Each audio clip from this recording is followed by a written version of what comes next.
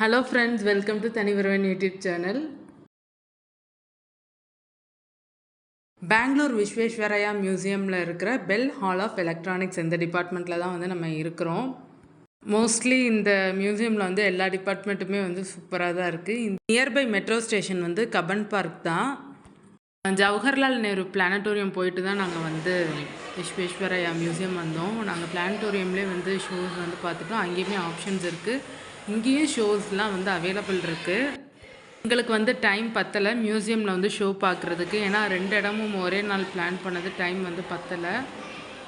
2 பிளேஸும் போனதுனால ரொம்ப டயர்ட் ஆகிடுச்சு. அதனால் வந்து நாங்கள் கொஞ்சம் இயர்லியாகவே வந்து கிளம்பிட்டோம். ஷோ வந்து பார்க்குறதுக்கு வந்து டைம் கிடைக்கல. அதேமாதிரி ஷோ டைமும் ஒரு லிமிட்டுக்கு தான் வந்து வச்சுருந்தாங்க. 5 o'clock தான் வச்சுருந்தாங்க.